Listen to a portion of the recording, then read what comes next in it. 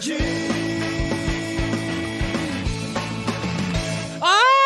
naku Marce!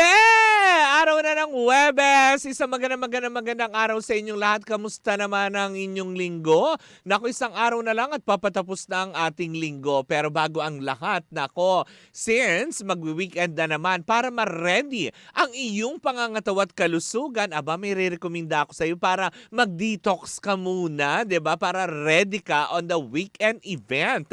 Etong MX3 Tea with Pandan. Alam mo ba na ang bawat MX3 Tea ay gawa sa dahon ng mangustina na hinaluan ng pandan para mas refreshing sa ating panlasa. Alam mo ba na ang bawat MX3 Tea ay good for 1 liter of water, either hot or cold.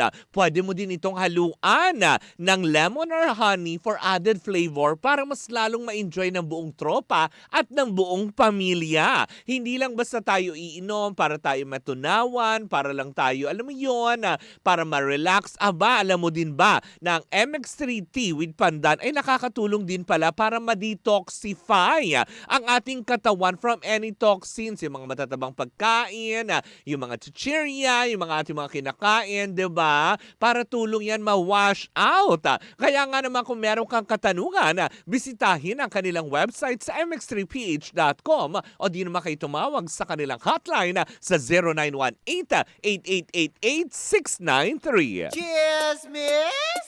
Dabagalitas! With Tita Cora and Kapitana Sisa. Same pero iba. Dahil ako pa rin po ay mag-isa. Oo, nakakaloka. Happy Thursday morning po sa inyong lahat. It's a Throwback Thursday, diba? Na nakakaloka. For sure, sa mga Facebook page na naman, maglilitawan na naman dyan.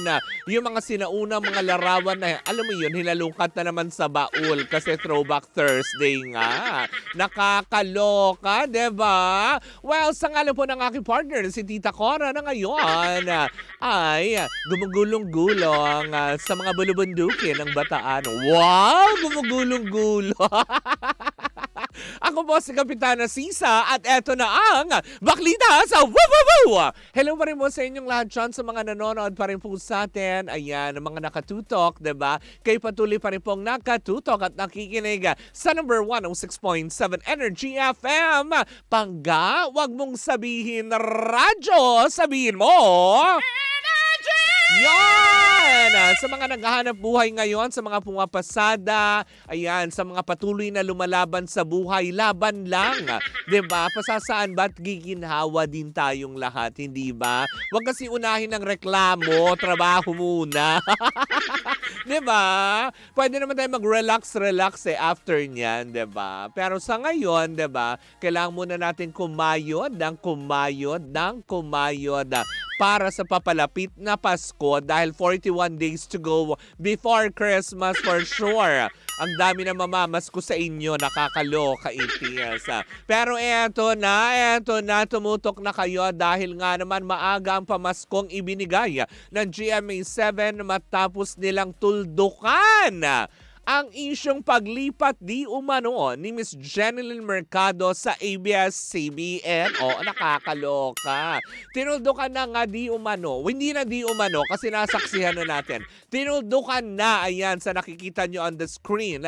Yan po ang latest na kuha ni Miss Jeneline Mercado kasama ang kanyang asawa na si Dennis Trillo sa GMA Station ID na inilabas ilang araw pa lamang ang nakakaraan, kung saan nga naman ipinakita na nakabilang na si Jeneline Mercado sa kanilang hanay. Nako, nakakalo. Dahil last year nga, di ba, marami ang nagreklamo kasi nga, di ba, medyo parang nawirduhan yung lahat. Parang, ay, nandun yung jowa, tapos yung jowa, wale, nasaan? Hindi lang daw kasi nagising na late. Charot. Hindi. Char-char lang yun. Uy, char-char lang yun na late siya. Hindi, kasi di ba last year naging controversial nga ang paglabas ng GMA station ID nila na kung saan nga naman, di ba, nowhere to be found itong si General Mercado. Pero ngayon, ilang beses ipinakita, parang gusto sabihin ng GMA sa lahat, eto, para matigil kayo, eto, nga, ang daming exposure, di ba, na nakakaloka. Pero ako, habang pinanonood ko yun, parang may mga ilan akong hindi na-sight or na-miss lang ng mata ko. Correct me if I'm wrong, parang hindi ko na-sight China si Rian Ramos. Tama nga ba? Comment kayo dyan kung totoo nga. Kasi ako nung tinitignan ko, inisa-isa ko, sabi ko, parang kulang? Kasi diba pinakita yung cast ng Pulang Araw na nakakaloka. Pero sabi ko, asan si Rian Ramos? As pinos-post ko pa isa-isa ha. Ewan ko ba kung alam mo yon, 4 na ngayong mata ko, hindi ko pa rin pa nakita. I-comment down below nyo kung nakita nyo nga din. Or tama ako. Habang, alam mo yung 3 beses kong pinanood para hindi ako magkamali. Pero yun talaga yung tingin ko diba? So, posible ba na si Rian Ramos nga ba yung laman ng balita ng mga blind items na siya yung tatawid next year sa Kapamilya Network? Naku, nakakaloka yan. Diba? Kasi nga ngayon natapos na, natuldo ka na o ano. Although alam naman natin na si General Mercado is meron siyang contract under ABS pero sa Star Music kasi mukha yatang may ilalabas na album si Jen na collaboration with Star Music. Alam ko doon. Pero as an artist, parang hindi yata. Kasi parang, alam mo yun, ibig sabihin ba nito, napapirmahan na siya ulit ng kontrata? Ganon. Kaya lumitaw na, nabigyan na ng kontrata si General Mercado. Kaya na ipalabas na siya sa station ID. Nakakaloka. Diba? Pero kahit pa paano natigil na rin ang usapin na ito na tungkol nga dito sa halos 1 taon din pinag-usapan. Halos 1 taon. Kasi nga diba na hindi pa siya nire-renew. Tapos, at the same time, wala siya sa yung last year na station ID. Ngayon, binugbog siya ng exposure. Ngayon, kasama niya si Dennis Trillo. So, natigil na ang lahat sa spekulasyon. Pero ngayon, ang questionable nga ba, ngayon, ay itong si Rian Ramos. Kasi kung tama man ako na hindi ko siya nakita, bakit? Bakit siya na naman ang wali?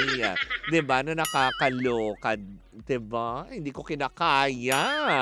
Diba? Hello pa rin po sa mga nanonood sa atin via our Facebook Live. Maraming salamat po. At syempre, sa mga nanonood pa rin on our TikTok and YouTube account nako. Umantabay lang kayo dahil sa aking pagbabalik. Nako, mukha yatang, alam mo yon, may mga nagtatatawa sa sinapit na di umano ni Miss Ay de las Alas dahil nga syempre, 'di ba? Kung ano man 'yan ay sama-sama natin pakatutukan 'yan. Sino itong nagtatawa na ito, 'di ba? Na para bang parang sinabihan pa nga. Hindi naman yung sinabihan, walang ganon. Kumbaga parang ano ngayon? 'Di ba? Na back to you.